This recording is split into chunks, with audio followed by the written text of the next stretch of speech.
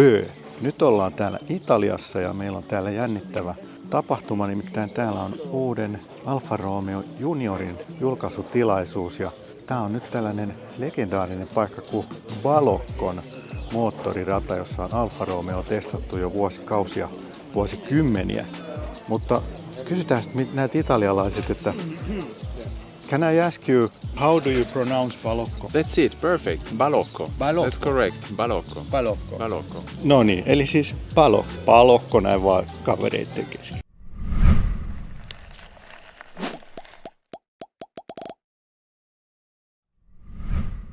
Hei!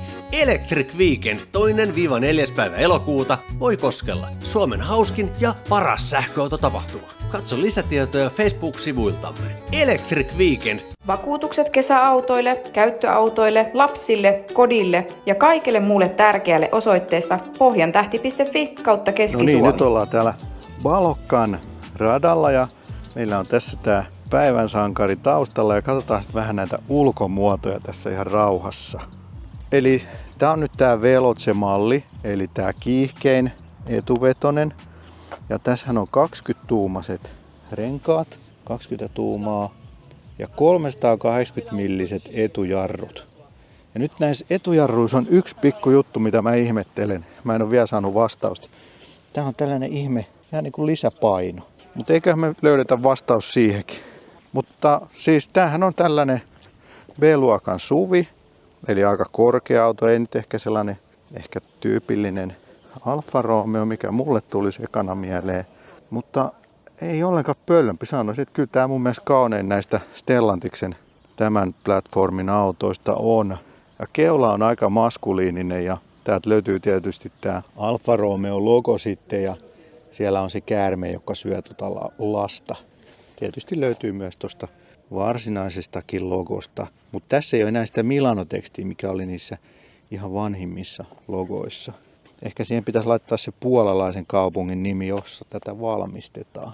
Mutta ihan tällaisen dynaamisen näköinen keula, paljon hyviä muotoja. Kiva väri kyllä, Alfa Romeo on punainen. Ja kuitenkin ihan käytännöllinen täällä pyöränkaaret on muovia ympäristöt. Helmassa on muovia paljon, ettei tarvitse pelätä kiveniskeymiä. Takaoven kahva on tuohon integroitu sitten C-pilariin. Ihan perinteiset ovenkahvat. Sitten täällä takapäässä, niin täällä oli jostain erikoismallista, jota en nyt muista, niin otettu vähän vaikutteita tähän perän muotoon. Varmaan alfatietäjät heti siellä kiroilee, ettei toi tiedä mitään. Hyvin on niinku saatu tyylikäs perä, mutta myös hyvät tilat. Täällä on 400 litraa nyt tätä tavaratilaa. Tuolta löytyy siis lisää tilaa oikein roimasti, että jos tuon välipohjan ottaa pois, niin sinne mahtuu ihan hyvin. Ja kahdessa osassa kääntyy sitten penkit myöskin. Takana on vähän pienemmät jäähdyttämättömät levyt ja tuollaiset ihan perusjarrusatulat. Edessä on ihan tuollaiset nelimäntäiset ja sitten tuolla pitäisi jostain näkyy ehkä sitä alustarakennetta. Siellä on sitten paksumpaa vakaajaa ja sitten sitä lukkoa ja akkuhan on sitten tässä tietenkin. Ja taaksekin oli lisätty sellainen vääntösauva sitten tuohon. Täällä on tällainen perinteinen jäykkä taka-akseli, mutta tuossa näkyy tuo vääntösauva, joka on lisäksi jäykistää perää. Katsotaan sinne Frankkiin vielä. No niin, ja täältä löytyy siis tämä Stellantis-ryhmän ainoa tämän plättärin auto, josta löytyy kaapelille säilytyspaikka. Ja tarina kertoo, että Alfa Romeon insinöörit oli sanonut muille Stellantis-ryhmän porukoille, että me kyllä saadaan sinne mahtuu latauskaapelia. Onhan se aika tiukka paketti, mutta sinne se menee. Tällainen saisi olla kaikessa muissakin. Täällähän on nyt sitten tietysti tärkeimpänä kunnolliset kuppipenkit ja näissä on kyllä todella hyvin sivutukea. Niin kuin näkyy, niin selkänojassa on oikein todella paljon. Voi sanoa, että tässä on niin kuin 15 senttiä sivutukea ja istuinosassa 10 senttiä. Ja tällaiset ne dynaamisen ajoneuvon penkit pitää ollakin. Prässätyt saranat. No sitten takapenkillä. Täällä on nyt tyypilliset jalkatilat. Että kyllä tää nyt varmaan 4 saa menee, ehkä 5kin. Mutta jos mulla on toi ajoasento säädetty mulle sopivaksi, niin siinä voi olla kyllä vähän vaikea istua kenenkään. Ei kyllä. Katsotaan. Joo, ei ole kyllä nyt mahkuja tänne mennä. Istuen nuo penkit on vielä aika paksut. Mut kaikkea ei voi saada. No, sit hypätään tänne kuskin paikalle. Pannaan auto käyntiin. Niin täällähän on nyt mittaristoon koetettu saada vähän tällaista Alfa Romeo-maista muotoa tänne. Mutta edelleen toi näyttö on tuolla neliskanttinen, niin toi on ehkä nyt aika teennäisesti koetettu saada se pyöreys siihen. Mutta pakko kai sit jotain on yrittää. Täällä on näitä tuttuja Stellantiksen namiskuukkeleita. Näillä se sitten tehdään se edullinen hinta, kun on kaikki samanlaista. No ei kaikki, mutta osa kuitenkin komponenteista samaa. Ihan tyylikkäät ilmanventtiilit. Keskikonsolissakin on tällaista Alcantara-nupukkinahkaa. Vähän löytyy täältä lokeroa tavaroille. Kiva konttori dynaamiseen ajamiseen. En mä kyllä tuossa ajaessa niinku huomannut, että tää olisi niinku mitenkään erityisen pieni, vaikka onhan tää tietenkin kapea tää ohjaamo. Tuo keskikonsoli on aika kapea.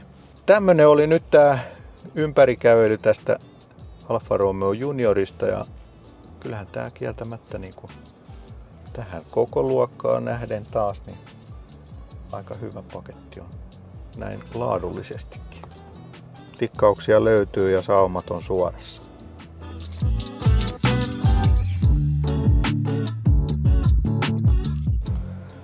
No niin, nyt ollaan täällä paviljongissa ja nyt meillä on täällä tuotepäällikkö. So what's your name and what are you doing with Alfa Romeo? I am Mario Lamagna. I am the product manager of the new Alfa Romeo Junior. Eli tuotepäällikkö on nyt meillä haastattelussa ja what do you want to tell our audience first about the new Alfa Romeo Junior? Well, this is the new Alfa Romeo for all. So we specifically developed a package that can suit younger generation and the first electric car for many new customers. Okay. We focused on fun to drive, we focused on functionality, and of course, the Alfa Romeo style, that is something that today is not existing so much in this segment. So we tried to have the Alfa Romeo touch, the distinctiveness of the Alfa Romeo touch in a 4-meter car, very fun to drive. So what are the practicalities of this car and how you have made it practical? So first of all, when you enter the car, you realize how every detail of the interior is designed around the driver. If you sit in the car, you have the precise feeling of being everything is under your control, because you have this very comfortable and ergonomic central tunnel with all the control under your hands, a very compact steering wheel with the cannocchiale in front of you to keep the information in front of your eyes, and then a very ergonomic display. You see, I'm not even adjusting my shoulder to reach the display. So everything is under your control. And of course, we have the Alfa Romeo Touch, because everything here is Alcantara, that is, let's say, very, very premium. And those seats are just awesome, because you sit very firmly, but they are not uncomfortable. Going in the rear, we have, let's say, a very capable trunk, 400 liters, that is reconfigurable. So in this case, this is the top position. You have also a mid position to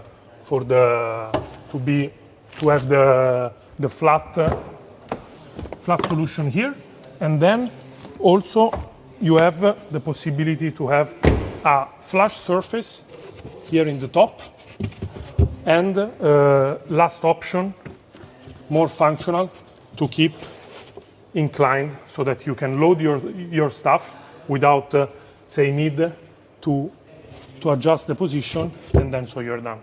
Last, in the front we have the cable organizer. Yeah. That is for us was a must. You mean for EV you always have to understand where to put your charging cable, and for us it was crucial to offer something new. Nobody's doing that. Even in Stellantis, nobody was doing that. And we believe that that's a very smart way to free up the space in the cargo area and have the possibility when you want it to store a charging cable. So this is a very nice thing, of course, with the Alfa Romeo Touch. So we really believe this is will be appreciated by electric car customers.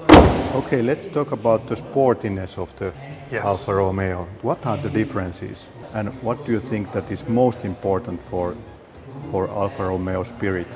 So we designed the handling of the car in the Alfa Romeo way. So we started with a new setup. So the Veloce has a completely dedicated suspension set.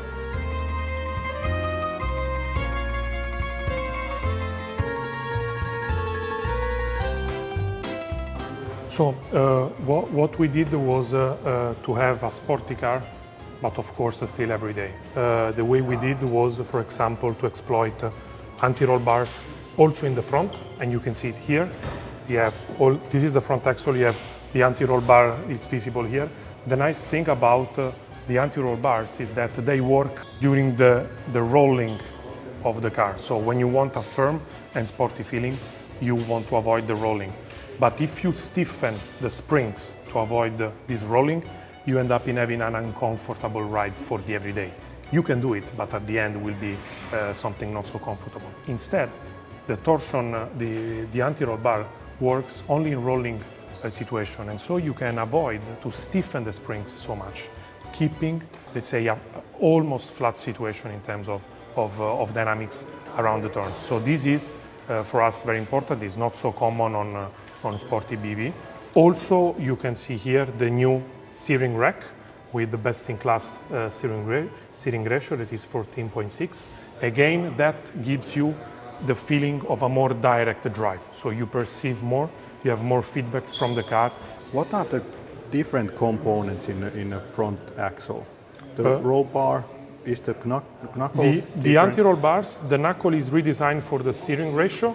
The springs and the suspension are completely dedicated for the Veloce and the steering rack. Okay. So almost all the suspension set for the Veloce is completely and dedicated. of course the brakes and the brake Yes, calipers. brakes.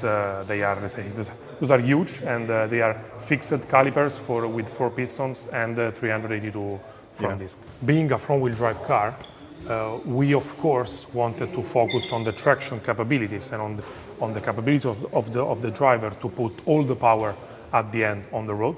And the Torsen differential is of course what we wanted. We launched it with the 147 Q2 at that time. And here we wanted to launch something even newer. This is the first application of the D type of the differential that is more compact, lighter, and more efficient. So this is a world premiere. That is, we believe, on front-wheel drive cars, performance-wise, it's just the way to go to have more power delivery. Type D mean? Type D is the 4th generation of the Torsen differential, and we are launching it. So it's this is a world premiere for the Type D differential, and we believe that's the recipe for compact EV cars. It's more efficient, it's lighter, and it's more compact. And lastly, we have him, the Alfa Romeo 280 cavalli, so 280 horsepower e-motor, done with the e-motor joint venture with Stellantis. First application done on Alfa Romeo, and this is very powerful, and the torque delivery is flat until 6,000 RPM, and then the power is flat until almost 15,000 RPM. So this is the highest revving Alfa Romeo on the roads. Okay.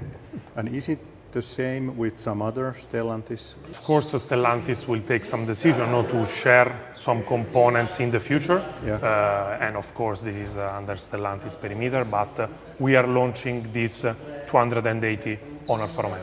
And what about this suspension? This is the dual stage shock absorber that helps you to have an optimal balance between comfort and performance again. Because what we have to understand about Junior is that Junior is a car for every day and a sporty car for everybody. So having, if we would have thought to do just a weekend car, extremely sporty car, yes, it was easy. but then at the end you cannot use it every day because it's not so comfortable. The nice thing about Junior is that it brings up the fun to drive, the performance, the functionality and the everyday feeling that you need in a 4-meter car, and we believe it's a recipe that most of the customer will appreciate a lot.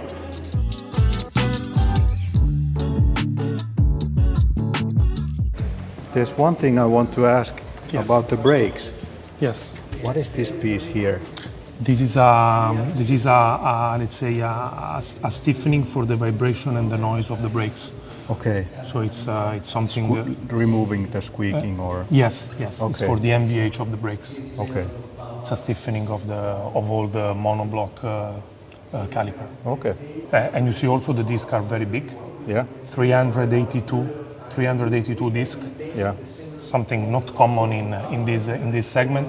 And the nice thing about the braking behavior of the car, especially in dynamic mode, the brake feeling is so natural compared to what you have currently on the EV in the EV battleground. Usually BEV have a very, let's say, not so natural braking feeling because of course there is the energy recuperation, there is the motor, there are the batteries. So it's not easy to have a natural feeling. What we did here was to let not the customer feel a lack of performance and feeling because it's a BEV.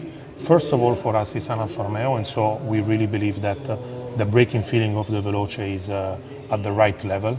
Also because we employed, let's say, traditional sporty brakes, but calibrated for EV.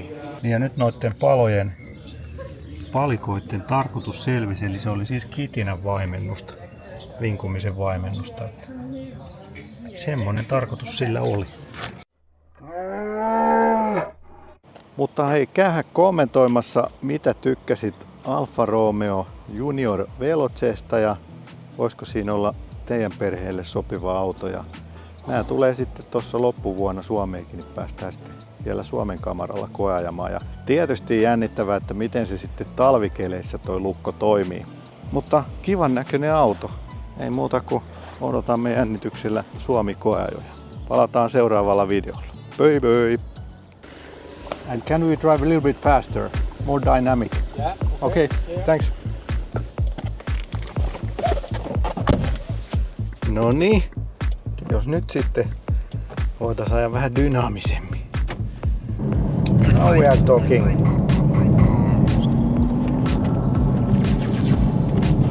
Se otti nyt ihan tosissaan. Nyt mun kamerat lentää taas täällä.